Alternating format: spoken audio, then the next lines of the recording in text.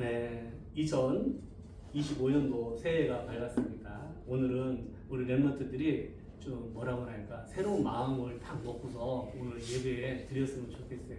예, 그래서 올 한 해 우리 교회의 방향이 어떤 말씀으로 인도를 하시는지 딱 붙잡고 갔으면 좋겠어요. 우리가 말씀을 다 기억을 하지는 못하잖아요, 사실상. 그렇지만 중요한 한 구절, 한 말씀 붙잡고라도 간다면 하나님께서 그 말씀으로 인도하시고 성취하실 것을 저는 많은 예배의 말씀을 통해서 깨달았어요. 우리 랩런트들이 그런 맛을 한번 보잖아요. 그러면은 평생 우리 랩런트들이 말씀 따라가는 랩런트가 되는 거예요. 사실 오늘 메시지는 우리 예은 선생님 기도에서 다 나왔어요. 그렇기 때문에 예, 그냥 잘 듣길 바랍니다. 예.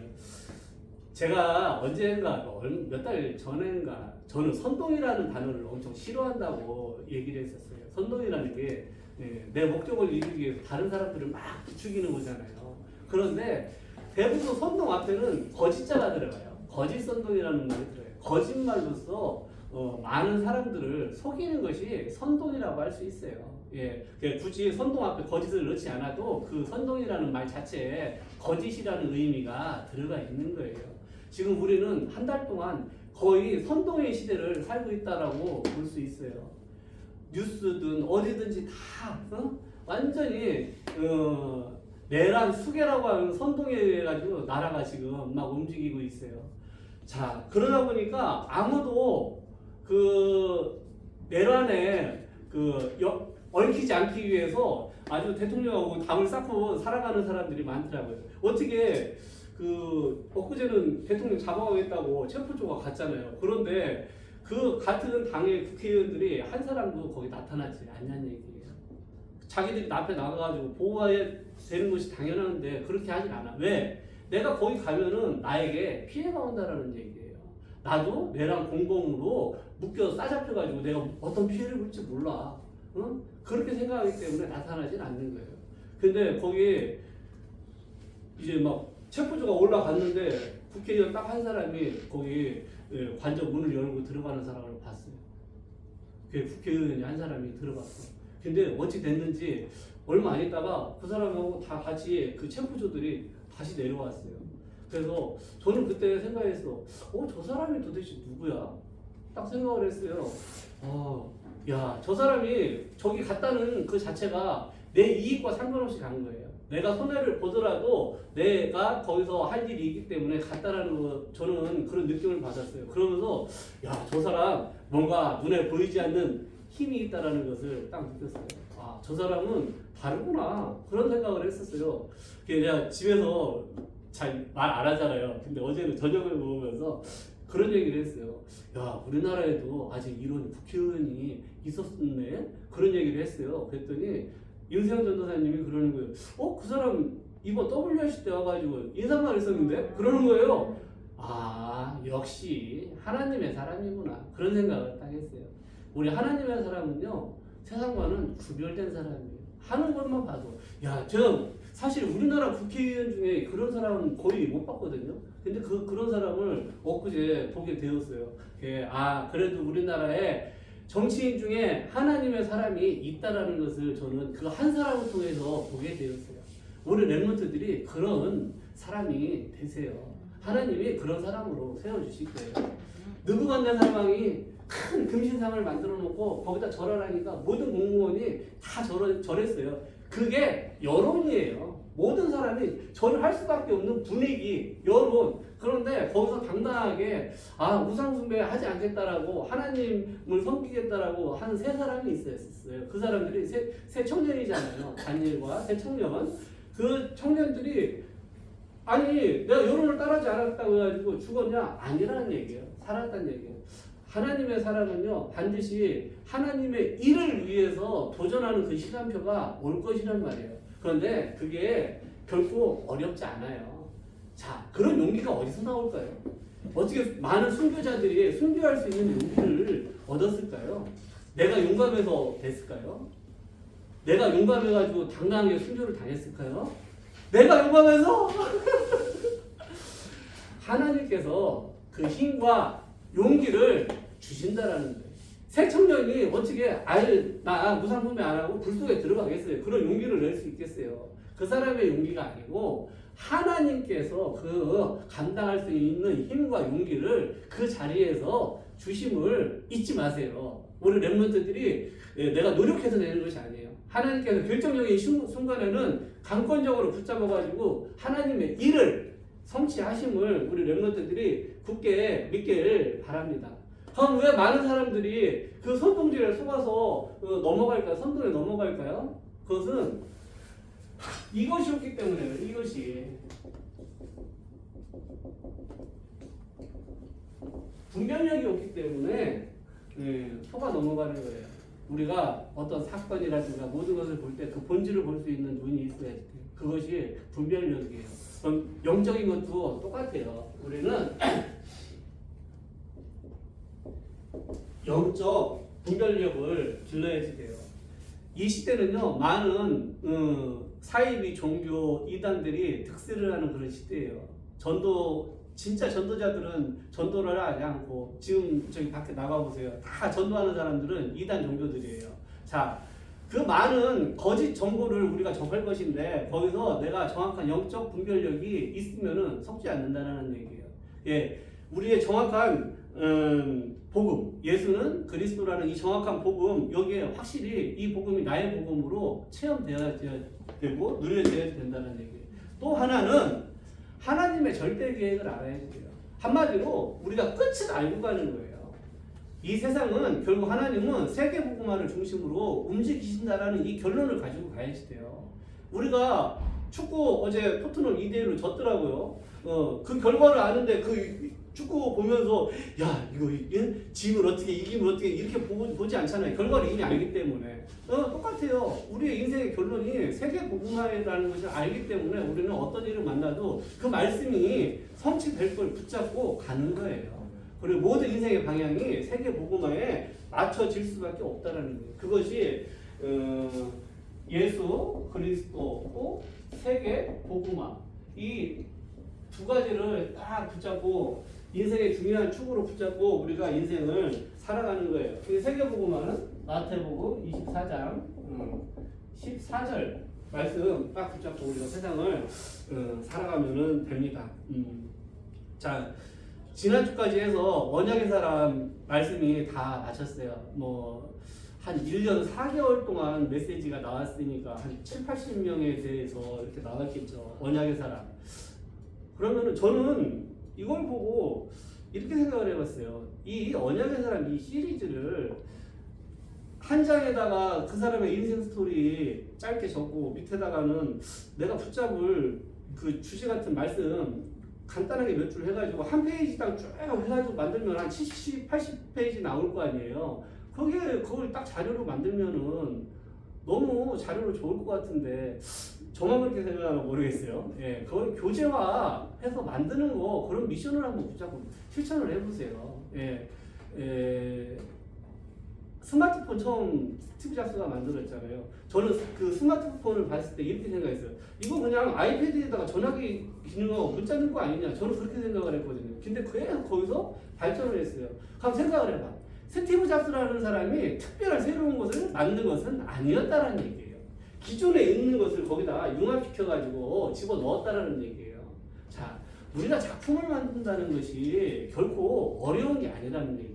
기존에 있는 것을 잘 조합만 해도 그것이 작품이 된다는 거예요. 우리가 메시지 딱 받았잖아요. 언약의 사람 한 80명 나왔어요. 그러면은 이 말씀을 우리 렘넌트들에게 어떻게 적용해가지고 내가 이걸 자료화할 것인가, 교재화할 것인가, 그런 걸 짧게 생각을 해가지고 그 사람 인생 스토리 하고 안에다 딱 작게 붙잡은 말씀 몇 줄 넣어놓으면은 그것도 한 페이지로서 그 한 사람 인생을 우리가 볼 수 있는 거잖아요. 자, 이런 것을 작품화 만들어 보세요. 제가 지난달에 이제 나온 책인데 기독시험에 소개된 책이에요. 데일 카네기 인생 경영론이에요. 이 책에는 한 60명 정도 되는 사람의 그 인생을 쭉 다루고 있어요. 그러니까 한 사람당 몇 페이지 안 되는 거예요. 자, 그러면 우리가 그 몇 페이지를 통하여서 많은 사람들의 인생을 간접적으로 내가 체험할 수 있다라는 얘기예요.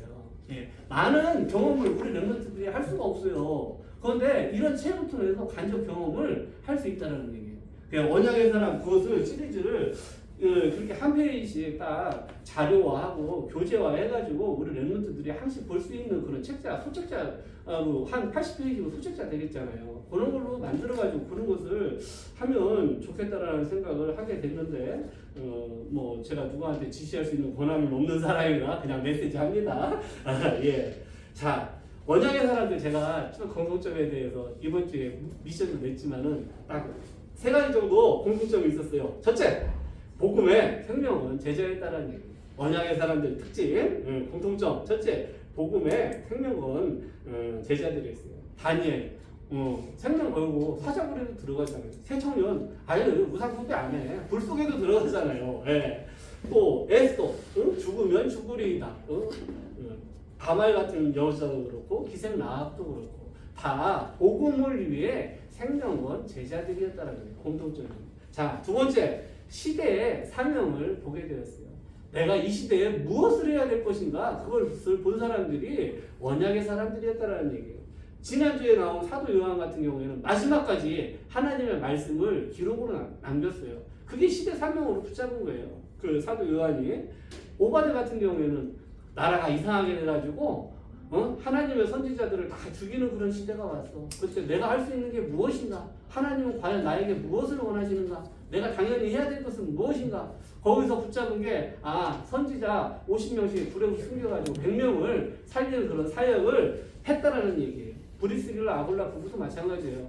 당대 최고의 전도자 바울을 도와서 로마 복음화에 생명 걸었다는 얘기예요. 예, 이런 시대의 사명을 본 사람들이 복음의 언약의 사람들이라는 것입니다. 또 세 번째, 후대에게 언약을 전달하고 제자를 세우는 사역을 이 언약의 사람들이 했어요. 야곱 같은 경우에는 요셉을 후대로 렘넌트로 키웠고, 요게벳 같은 경우에는 모세를 렘넌트로 키웠다는 얘기예요. 바울 같은 경우에는 디모데라고 하는 제자를 남겼다는 얘기예요. 이렇게 언약의 사람들 공통점. 첫째, 복음에 생명 걸었다. 둘째, 시대 사명을 보았다. 셋째, 후대에게 언약을 전달했다. 이렇게 하면은 80명을 총 다 묶어가지고 얘기한 겁니다. 예. 자, 그러면은 우리 랩런트들은 이 책자를 만들어서 어떻게 될 것이냐? 거기서 계속 보면서 거기서 내 롤 모델을 찾는 거예요. 그래가지고 그림을 그리는 거예요. 생생하게. 나도 이런 사람처럼 이런 시대에는 이렇게 해야 되겠다, 이렇게 쓰임 받아야 되겠다. 그런 그림을 머릿속으로 생생하게 그리는 랩런트가 되세요. 그 롤 모델을 붙잡는 것이 중요해요. 예. 딱딱 그때마다 그 연령대에 맞는 모델을 정하는 것이 매우 중요합니다. 예. 자, 중고등부가 준비해야지 될 게 있어요. 중고등부는 무엇을 준비해야 되느냐?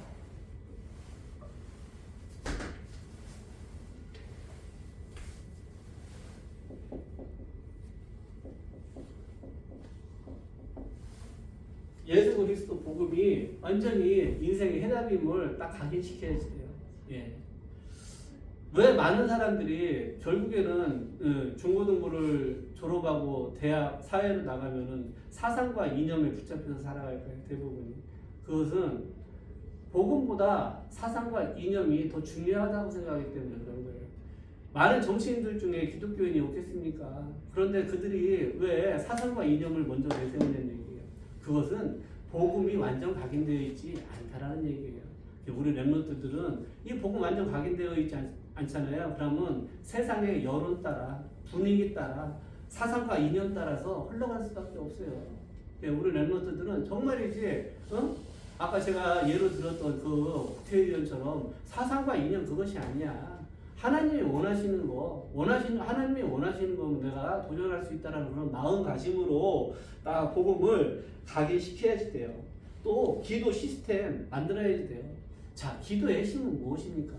777 망대, 여정, 이정표 여러 가지 많은데 기도를 한마디로 하라고 한다면 저는 이거예요. 하나님이 나와 함께 하심을 누리는 것이 기도예요.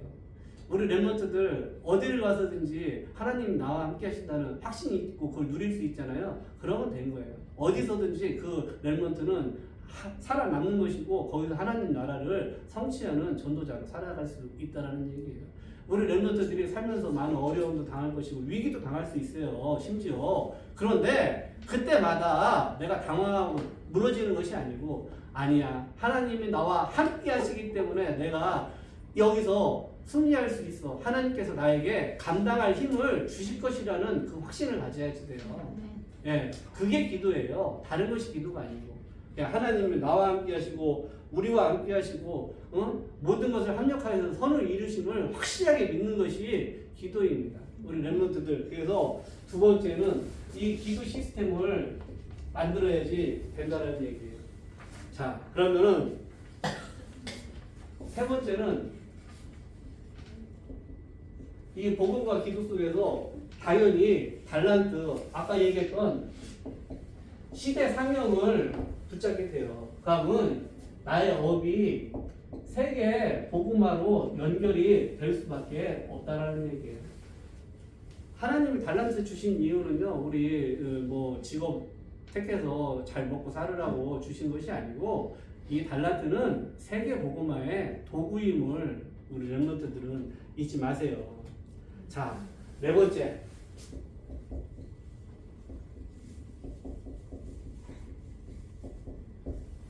경제 시스템을 갖춰야지 돼요. 어려서부터. 자, 세상에는 부자도 있고 가난한 사람도 있어요. 뭐 가난한 사람이 뭐 잘못됐다라는 가난이 뭐 죄는 아니에요. 그렇지만 가난하게 사는 것이 하나님의 계획도 아니라는 얘기예요. 자, 그런데 제가 쭉 보니까 가난한 사람, 부한 사람 차이점이 있어요. 그 차이점이 뭐냐? 버는 것이 똑같아도 이 경제 시스템이 어떤 경제 시스템을 가지고 있느냐에 따라서 부를 가질 수도 있고 가난하게 살 수도 있고 그 차이점이 거기에 있다는 것을 저는 알게 되었어요. 내가 어려서부터 자본주의 경제 시스템을 내 몸에 익혀야 돼요. 유대인들은 13살에 성리식을 해가지고 그때부터 자본주의 경제 시스템을 자기가 실질적으로 해보고 그것을 시스템을 만들어 나간다는 얘기예요.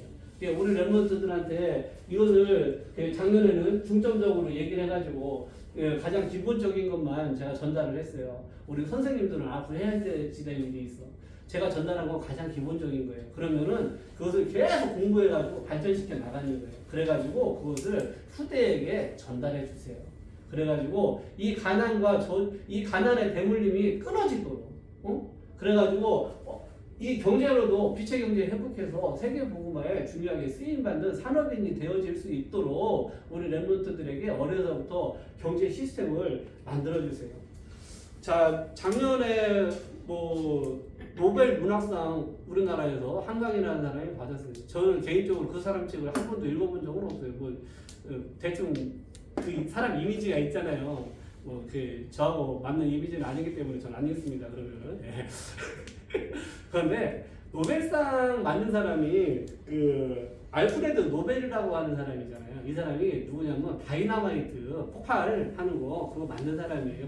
발명한 사람이에요. 이 사람이 자기 전 재산을 기증해가지고 재단을 만들었어요. 그래가지고 100년 넘도록 해마다 많은 사람들에게 그 분야별로 노벨상을 주잖아요. 그러면 산수를 계산해 보면은 당연히 그 돈이 고갈돼야 되는 거 맞죠? 예. 근데 그 사람이 처음 내놓은 그 돈보다 액수보다 지금 많을까요? 적을까요?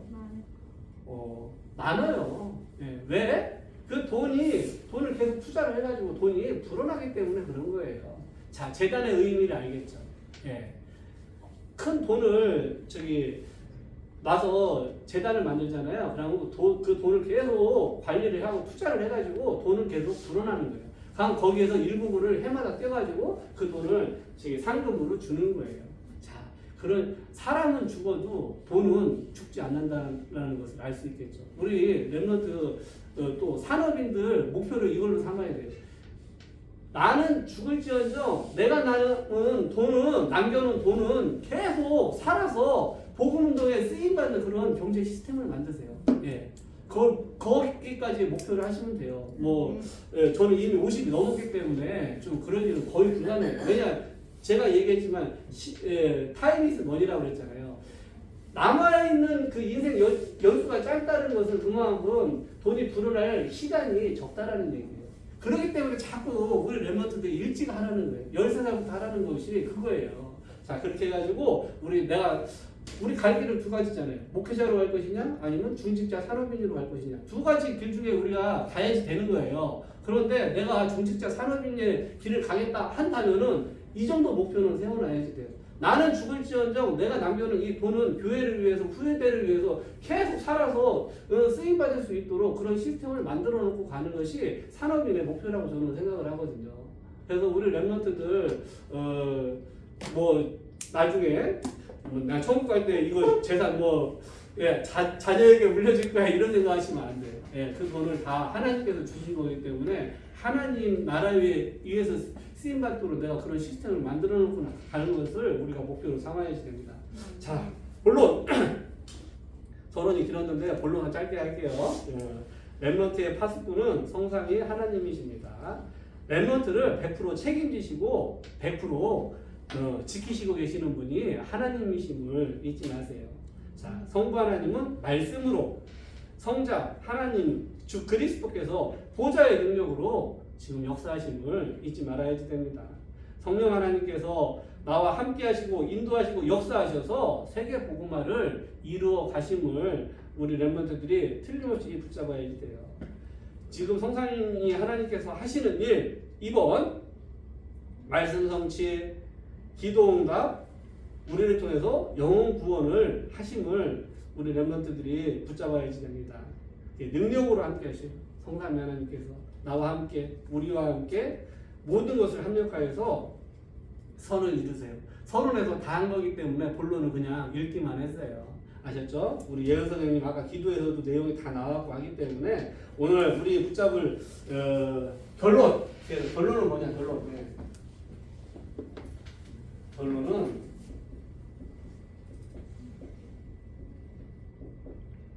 서밋타임을 딱 누리세요. 이 네 가지를 놓고 우리 랩런트들이 딱 서밋타임 여기다가 이렇게 써줄까? 네. 하루에 5분.